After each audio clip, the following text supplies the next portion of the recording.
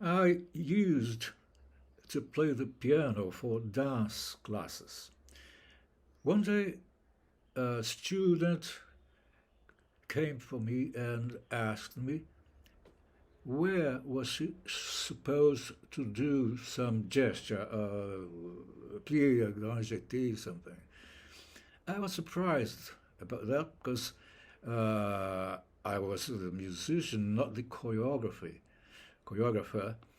and I told this to her, adding that I'm not sure, I can't tell you if this gesture is to be performed in the middle of the room, in the corner. This is up to the choreographer.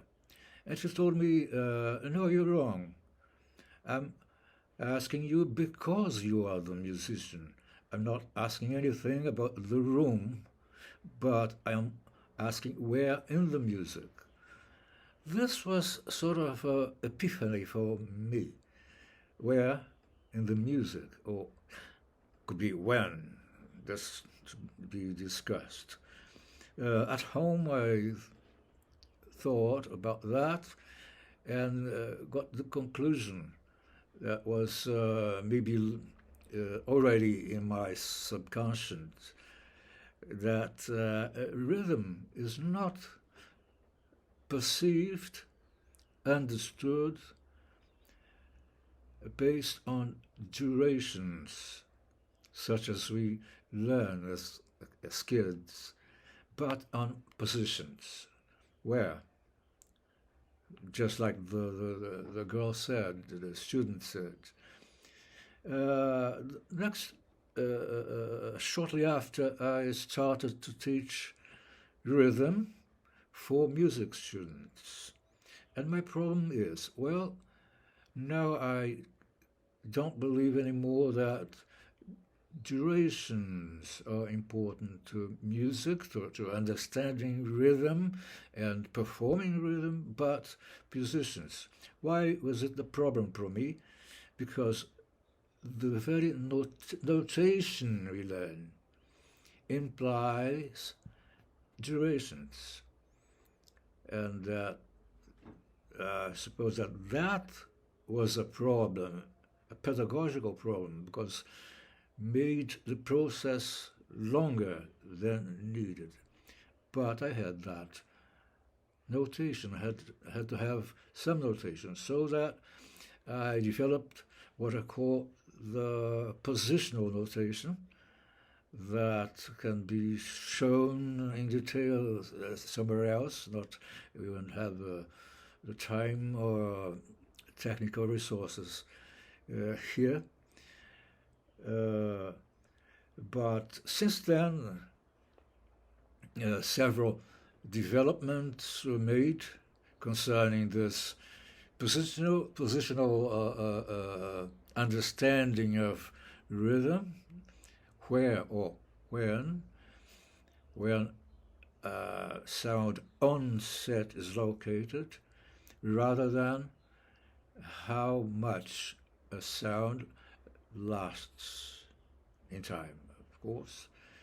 And this is some of these advancements will be shown uh, by Rodrigo, which will be speaking next. I took music theory classes at university with Marcos Moraes during my undergraduate degree in music.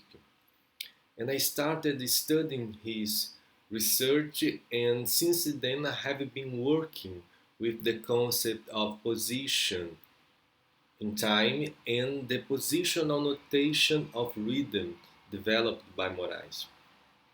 During my own master's and doctoral research, I did a literature review looking for both historical and contemporary understanding of rhythm. And I found the idea that rhythm exists in points of time, which can be strong and weak, as part of the definition of arsis and thesis and the metrical foot and the classical antiquity, and in the medieval rhythmic modes, and in the concept of tactus in the European Renaissance, and in the accent theory from the 18th century.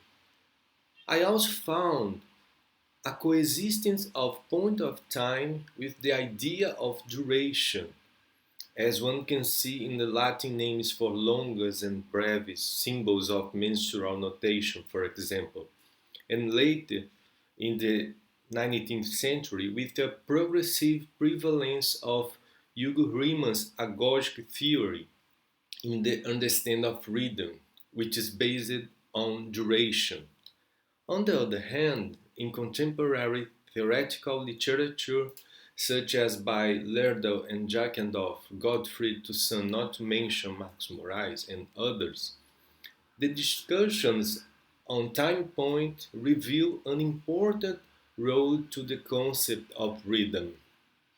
And there are cross-cultural theoretical models showing the attention to the instant position in non-Western theories and practice, native and diasporic. See Kubik, for example. The time point approach has also become part of the compositional thinking of Milton Babbitt, Steve Wright, myself and others, and there are pedagogical works built upon the notion that points of time provide a better understanding of rhythm and its perceptions and practices. The relation of time point with entrainment certainly is something that deserves further research, since this concept helps to explain the convergence of two different dimensions. On one side, the cycles of pulses, and on the other, the rhythm itself. And Moraes will come back now to talk more about that. We assumed that musical rhythm has two layers. I might call one of them the lower layer and the upper layer. The first one, the lower layer, is what we usually call the pulse. We traditionally call it pulse or something else. A pulse, as we know, is a series of pulses that happens regularly and that serves as a reference to the upper layer. This lower layer, the pulse, is attached to nature, or more specifically, it mimethizes, it's a mimesis of the natural world. First of all, the nature that is our own body, but then also the external world that, as we know, is, so to speak, made of pulses, vibrations. Then the second layer, the upper layer, is the place where statements are made, rhythmic statements, or things are said, or expressions, musical expressions are done, are put to work. Because of that, we may call that upper layer the linguistic layer.